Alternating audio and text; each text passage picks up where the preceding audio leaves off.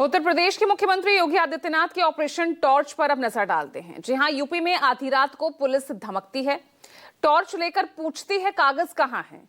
UP के सभी 75 जिलों में घुसपैठियों की धरपकड़ के लिए और उन्हें डिटेंशन सेंटर तक पहुंचाने के लिए ये ऑपरेशन टॉर्च शुरू हुआ। पुलिस झुग्गी झोपड़ियों से लेकर लोगों के घरों पर जाकर टॉर्च की रोशनी में उनके डॉक्यूमेंट्स चेक करती है कि वो भारत के ही रहने वाले हैं या फिर कोई बांग्लादेशी या रोहिंग्या घुसपैठिया तो नहीं। इसीलिए यूपी में लगातार जारी है ऑपरेशन टॉर्च। लिख लो।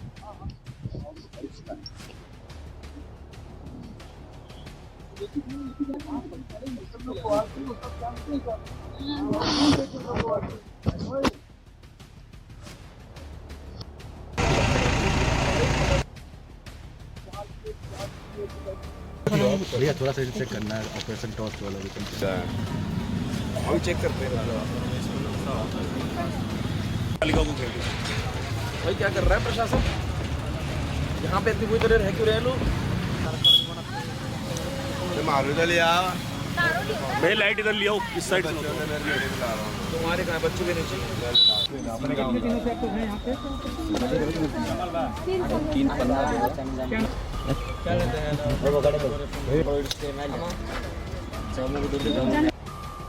झुग्गी झुग्गी टॉर्च जली, दिल्ली टू यूपी सियासी खलबली।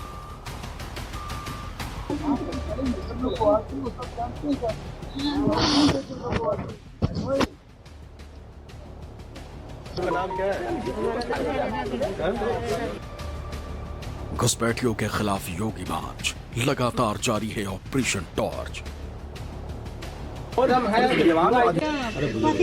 ठीक है। आपके परिवार में यहाँ कौन कौन रहता है?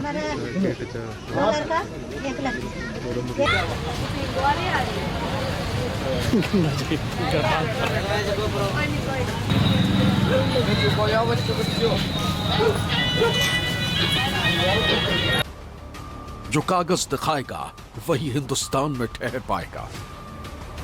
हम आते हैं तो गणपति करने के लिए देहरादून भी चले जाते हैं हम चेक करते हैं। भाई क्या कर रहा है प्रशासन?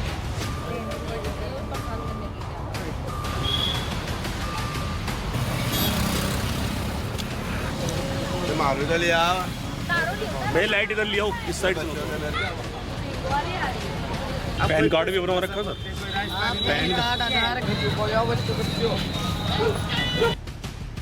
बीएलओ, एसआईआर, घुसपैठिया विशेष 25 में ही योगी वर्सेस अखिलेश। इसका मतलब ये एसआईआर नहीं है, ये अंदर ही अंदर एनआरसी वाला काम कर रहे हैं।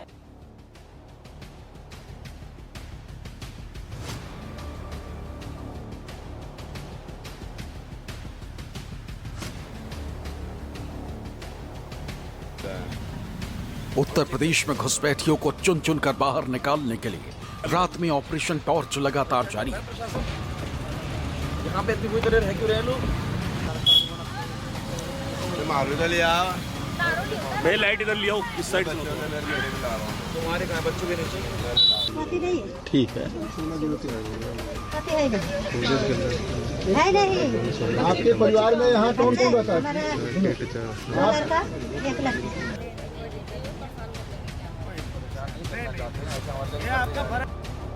जिस तरह टॉर्च का काम होता है रात के अंधेरे को रोशनी से मात देना, उसी तरह अब उत्तर प्रदेश के हर शहर में पुलिस भीड़ के बीच पहचान छिपाकर गुप्त अंधेरे की तरह ना दिखने वाले घुसपैठियों की तलाश में टॉर्च लेकर जुटी। कोई है?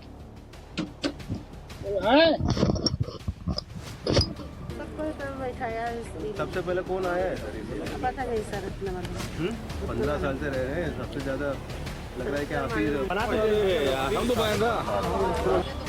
सीएम योगी का ऑर्डर, यूपी में ऑपरेशन टॉर्च से घुसपैठियों में डर, आधी रात में कागजों की चेकिंग, घर घर अभियान, घुसपैठियों की पहचान।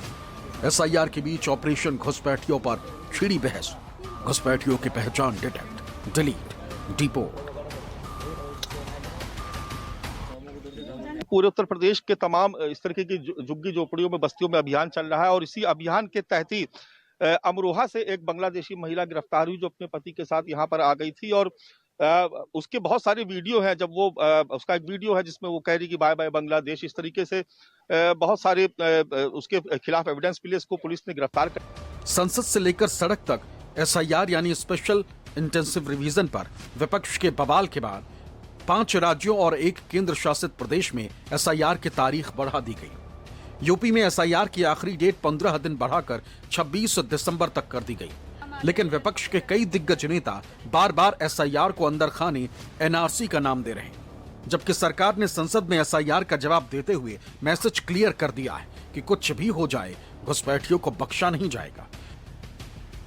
एसआईआर का विरोध करोगे तो बिहार की जगह बंगाल और तमिलनाडु में भी साफ। मान्यवर, इस 140 करोड़ की जनता का जनादेश ईश्वर का आदेश होता है। हमारे यहाँ तो कहते हैं ना कि जनता ही जनार्दन, तो जनता का फैसला श्री कृष्ण का फैसला होता है, जनार्दन का फैसला। इसका मतलब ये एसआईआर नहीं है, ये अंदर ही अंदर एनआरसी वाला काम कर रहे हैं। क्योंकि हमने उत्तर प्रदेश में सुना है कि वहां के मुख्यमंत्री जी कह रहे हैं कि हम डिटेंशन सेंटर बना रहे हैं। वही एसआईआर में जिसका नाम नहीं, उसके लिए डिटेंशन सेंटर की जरूरत है। इसका मतलब अध्यक्ष महोदय, जो काम ये खुलकर नहीं कर सकते थे एनआरसी, वो काम ये एसआईआर के बहाने कर रहे हैं। तभी ये कभी कभी कहते हैं घुसपैठियां हैं और डिटेंशन सेंटर बन रहे हैं। SIR is violative of parliamentary legislation. It violates the powers prescribed by Parliament. It's contrary to the judgment of Supreme Court, a 3 judges judgment of Lal Babu Hussain, and it is a malified exercise of power to selectively disenfranchise on the basis of religion. Sir, Election Commission of India cannot be bigger than Supreme Court and Parliament of India, sir. भले ही अभी देश के 11 राज्यों और केंद्र शासित प्रदेशों में एसआईआर की प्रक्रिया शुरू हुई, लेकिन सबसे आगे निकलते हुए सीएम योगी ने ऐलान कर दिया है कि एसआईआर सर्वे के दौरान अवैध रूप से रहने वालों की पहचान के बाद घुसपैठियों पर तगड़ी कार्रवाई होगी। बांग्लादेश या रोहिंग्या घुसपैठिए देश में शरण ना लें, इसके लिए उन्हें डिटेंशन सेंटर भेज दिया जाएगा। आपके परिवार में यहाँ कौन कौन रहता है?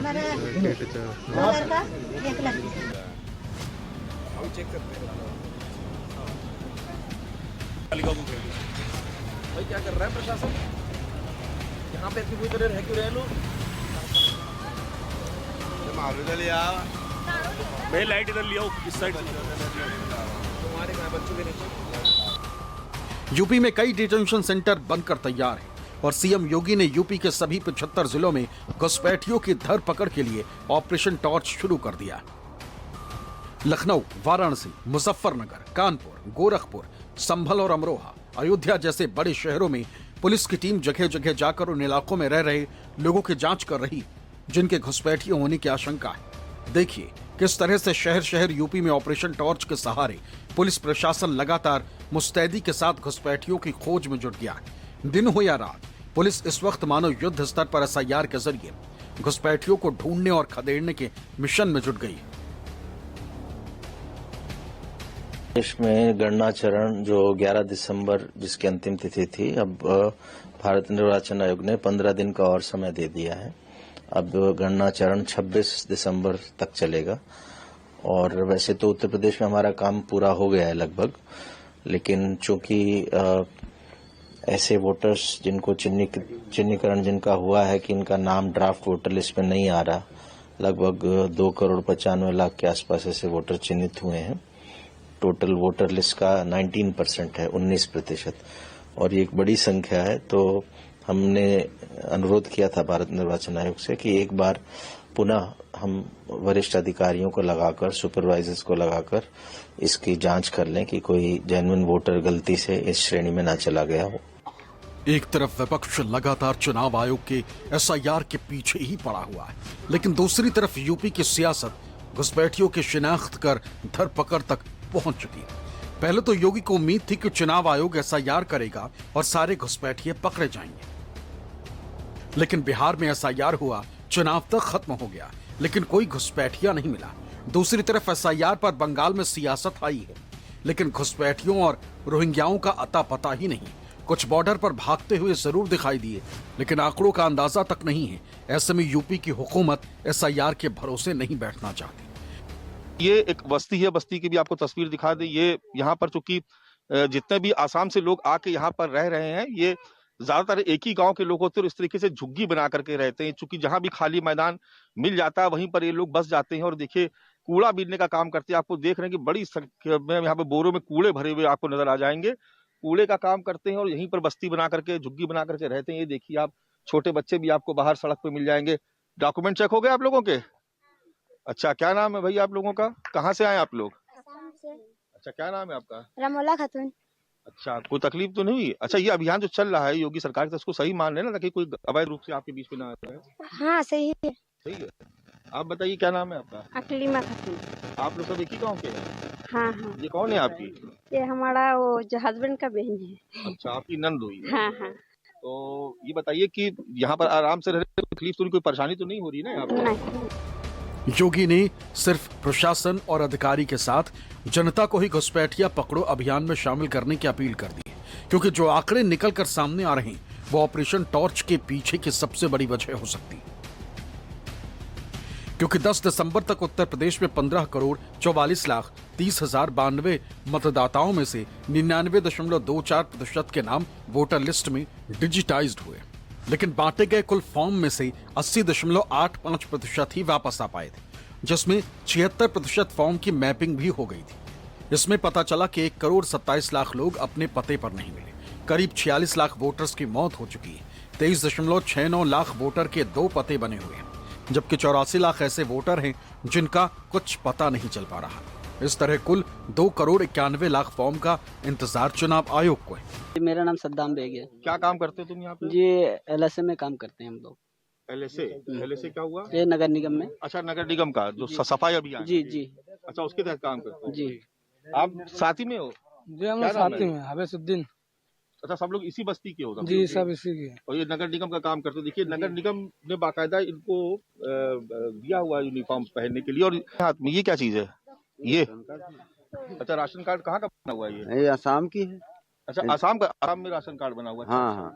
तो यहाँ पे क्यों इस्तेमाल कर रहे हो उसको? नहीं, ये अभी हम गाँव गए थे। अच्छा, उसको पहचान के लिए लेके आए? पहचान के लिए लेके आए हैं, सामान भी निकाले हैं, उसीलिए साथ पे लेके आए हैं। पेशेंट आसाम की है। आसाम का जो पहले मुख्यमंत्री था, हाँ, सर्बानंद सोनोवाल। अच्छा, उनका है? हाँ हाँ। ऐसे में ऑपरेशन टॉर्च की सबसे बड़ी वजह यह भी बना है कि आखिर कैसे लगभग 3 करोड़ लोग गायब हो गए, जिनके फॉर्म की वापसी के इंतजार के लिए 2 हफ्ते का वक्त और बढ़ गया है। यही वजह हो सकती है कि योगी सरकार का सरकारी अमला लगातार घुसपैठियों की तलाश में जुट गया है। दरअसल घुसपैठिया पकड़ो अभियान केंद्र सरकार के स्तर पर इस साल सितंबर में ही शुरू हो चुका था, जब इमिग्रेशन एंड फॉरेनर्स एक्ट 2025 लागू हुआ था। 2 सितंबर को केंद्रीय गृह मंत्रालय ने अधिसूचना जारी की थी। उसमें सभी राज्यों, केंद्र शासित प्रदेशों को अवैध विदेशी नागरिकों की पहचान, धरपकड़, प्रत्यर्पण के निर्देश दिए गए थे। कहा गया था कि हर जिले में डिटेंशन सेंटर बनेंगे। जिला अधिकारी अवैध विदेशी नागरिकों की पहचान के लिए फॉरेनर्स ट्रिब्यूनल को भेजेंगे। आप कहाँ के रहने वाले हैं? आसाम की। इस बस्ती में कब आए थे? अभी मान के चलिए 6-7 साल हो गया। 6-7 साल हो गया। तो ये बस्ती कैसे बस गई है? आप लोगों ने खुद ही से बना लिया इसको? नहीं, हम लोग खुद नहीं बनाया है, हम लोग आसाम से आए हुए हैं। क्या काम करते हैं आप लोग? हम लोग कूड़ा की काम करते हैं। अच्छा। हाँ, हर चीज हमारी पास है। क्या देख आपके पास? वोटर ID है, पैन कार्ड है, आधार कार्ड है। ये पहले वाला जो ये दिए थे, अटल अमृत कार्ड, ये भी सब है। रहने वाले तुम लोग? आसाम। अच्छा, ये जो अभियान चल रहा है, ये इससे कोई तकलीफ तो नहीं हो रही ना? नहीं, मुझे कोई तकलीफ नहीं। जांच हो जाए कोई दिक्कत नहीं। कम से कम पता चल जाएगा ना कि कौन यहाँ का है। ऐसा तो नहीं बीच में कोई और रह रहा हो? ये चीज सही हो रहा है। केंद्र के आदेश का पालन करते हुए यूपी में योगी ने न सिर्फ सबसे पहले ऑपरेशन टॉर्च को शुरू किया, बल्कि डिटेंशन सेंटर बनाकर उनको वहां रखने की व्यवस्था भी कर दी गई। इसीलिए हर जगह यूपी में लगातार जारी है ऑपरेशन टॉर्च। लखनऊ से मानस श्रीवास्तव के साथ ब्यूरो रिपोर्ट, न्यूज़ 24।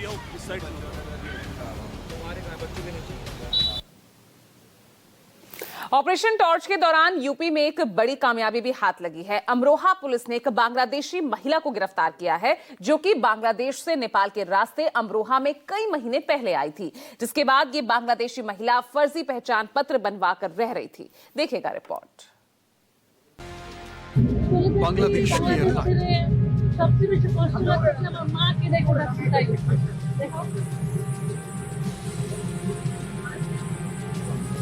हाथ में बांग्लादेश का पासपोर्ट और बाय बाय